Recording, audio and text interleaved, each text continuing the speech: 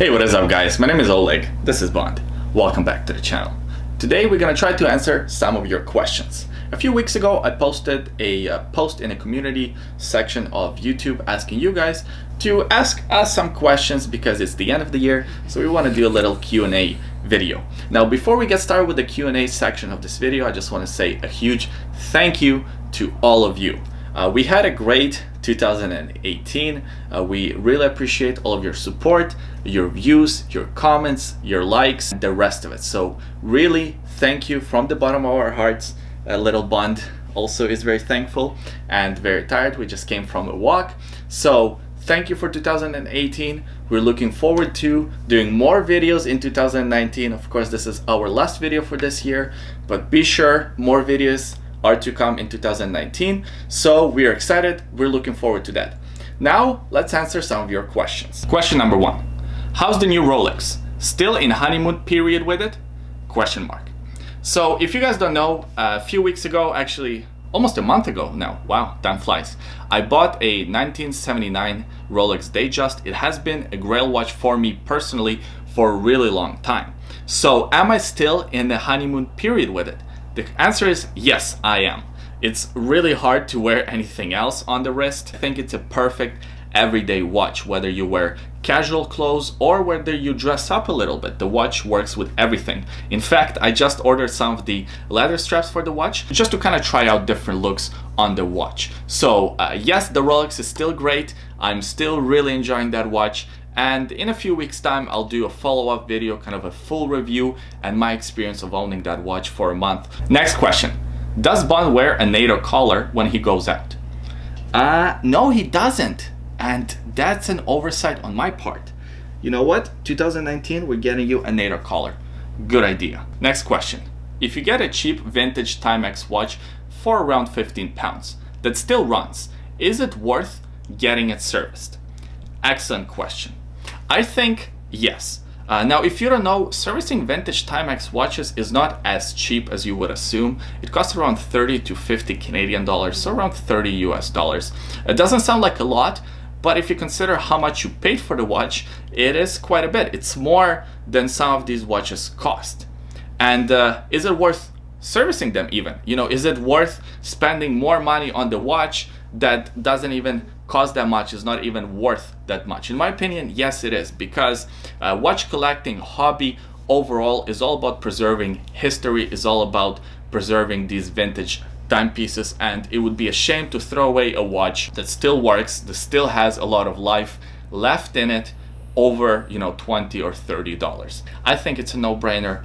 Definitely service it. Next question, kind of tying in with the previous question, how's the Timex holding up? So if you guys don't know, a few months ago, actually at the beginning of this year, I think, I picked up a vintage Timex from a flea market and it spent only $8 on it. So this question is about that Timex, which is very surprising. Thank you for asking it. I'm glad that you've been watching the channel for long enough to kind of remember that Timex, because I posted that video a long time ago. So how's the vintage Timex? Well, to be honest, I don't have it in my collection anymore. I sold that watch. I sold it for $50, so I actually sold it for a profit. Now, before you start judging me, the watch was working perfectly. I did get it serviced, so I spent some money on it, and the watch was keeping great time. Everything was working on the watch, and I really liked it, but I just needed to downsize my vintage watch collection, and since then I actually bought another vintage Timex watch that I added to my collection. So I have that one. It just didn't seem right to have that many vintage watches and that many vintage Timexes, so I sold that one, but I did replace it with a different vintage Timex. Next question. Hi Oleg, what's your favorite vintage timepiece you would want to get your hands on? Great question. So I actually have a couple. One of them I already did get my hands on for a review, but now I would love to get my hands on it in terms of owning it, and that's a vintage Rolex GMT Master with the Pepsi bezel. I absolutely love those watches, and I actually did a review of one. I borrowed it from a good friend of mine, and that was from I think 1967. So that would be one of the watches that I would love to add to my collection. One of the watches that I would love to add to my collection, but if not possible to add to my collection, at least to review, is a vintage Rolex Submariner reference 5513. It's my favorite Submariner reference. I think those watches are absolutely perfect, and I would love to review one maybe sometime in 2019. Who knows? Next question. Oleg, be honest and tell us what you think when someone, especially a man, is not wearing a watch. What are your thoughts? Another good question. So to be honest with you, when I see someone who's not wearing a watch, especially a man, my thoughts are I'm kind of disappointed. And don't get me wrong, I'm not disappointed in the fact that they're not wearing a watch because they're not into watches or for those kind of reasons. I'm disappointed because one of my favorite things to do as a watch enthusiast, as a watch collector, is to see other people's watches and try to figure out what the hell are they wearing. Most of the time it's some cheap kind of Chinese watch or one of the fashion brands like a Michael Kors or something like that.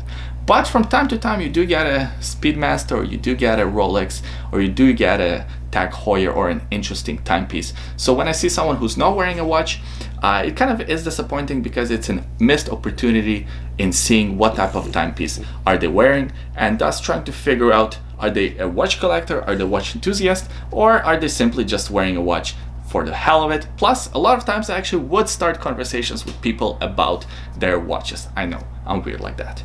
What's your overall favorite watch in your current collection besides the Rolex? Another excellent question. So I actually have a few watches that I really like in my collection. One of them is the vintage Semir chronograph that I bought only for $150 US. It's a great watch. It's not that expensive, but I really love it. I love how it looks, and I love the function and the history behind that piece. Another one of my favorite timepieces in a collection is the vintage Baume & Mercier that I picked up just a month ago or so. That timepiece is fantastic. In fact, right now it's being serviced by my watchmaker and being repaired. I bought it broken. The reset function on the chronograph doesn't work. It has a Londoron 48 movement. So right now it's being fixed up, and it's another one of my very special timepieces. There's also the Seiko SKX, another one of my favorites because I have so many great memories with this timepiece. I did so much traveling with it.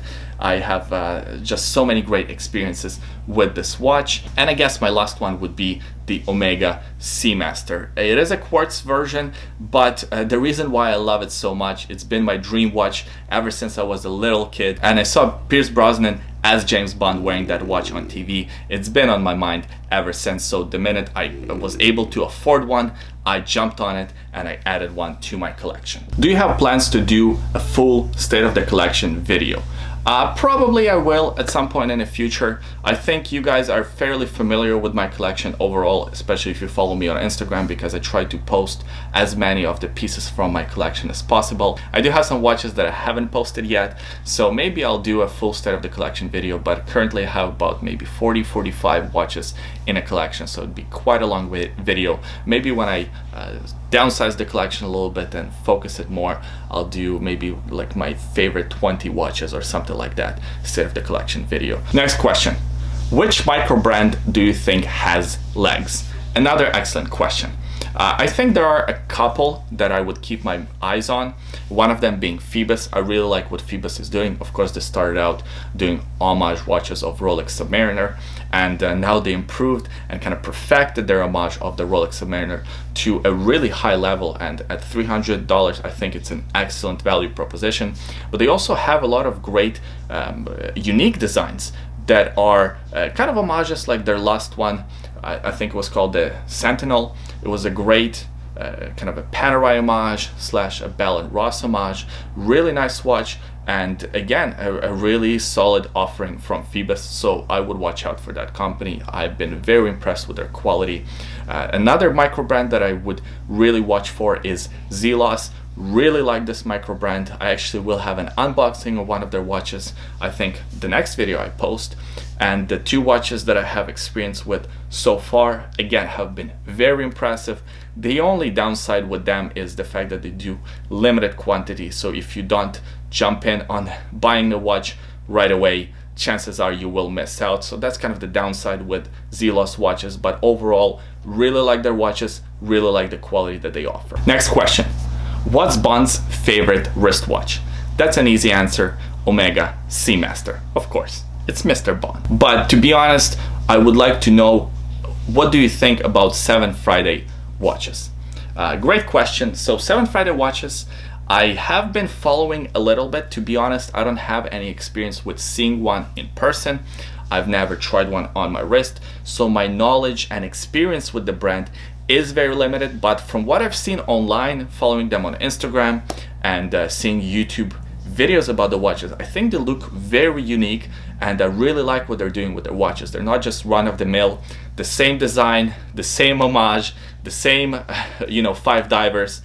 They're doing something unique, they're doing something different, and what I do like about their design is the fact that looking at it from a distance, you can really recognize the brand, you can recognize their watches. So I like it. I will hopefully be able to get one of them in for review in the future. I think the price point is excellent. So just judging it from the distance, so to speak, I really like it, but of course I don't have any first-hand experience. So that's as far as my knowledge of the brand goes right now. All right, last question. Hello Oleg, what do you think about modding Seiko watches, or watches in general? I have installed a new loomed sapphire bezel on my SKX 007, excellent choice of a watch, and I love the look and the process of installing it. Great question. So what do I think about modding your watches, and what do I think about modding Seiko watches specifically? I think it's great. It's a lot of fun, and that's what this hobby is all about. It's all about having fun. This is not a job for us, and chances are probably not a job for you. So this is something that you do as an extra to enhance your life. And if modding watches brings you a lot of joy, then I think you should do more of it, because there's nothing like the feeling of kind of creating almost your own custom watch from a baseline and having something unique on your wrist, especially if you have some friends who are also into watches, and you can show off your creation or maybe post it online. And if you do post it online, please do tag me on Instagram. I would love to see your custom creations, your modded watches. I think it's all great. All right guys, I'll do one more bonus question, because this is the question that I get the most on probably all of my videos. And the question is, why is Bond always so sleepy?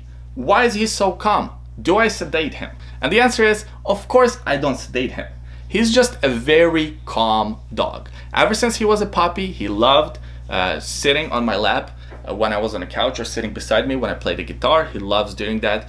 So when I start filming the videos, he always kind of wanted to come and see what I'm doing. So one of the videos I decided to put him on my lap, and that kind of took off. So ever since then he's been featured in videos, but usually he's very tired from the park. I like to walk him for a long time, so when we come to filming, he's nice and relaxed, calm, and smiling for you guys. So that's why he's always so tired, because he gets a lot of exercise. All right guys, so that was the Q&A video. I really appreciate everyone who have asked questions, and sorry I wasn't able to get to all of the questions. I'll do more of these videos in the future, so if you want to ask more questions, please do ask them in the comment section below. I appreciate you watching this video until the end.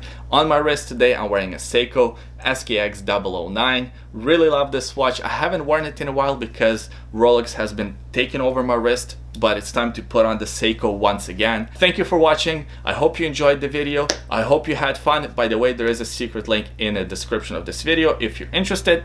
I'll see you guys next time, and happy 2019. Bye. What is this? What do you got? What do you got here? What is it? What is it? What is it?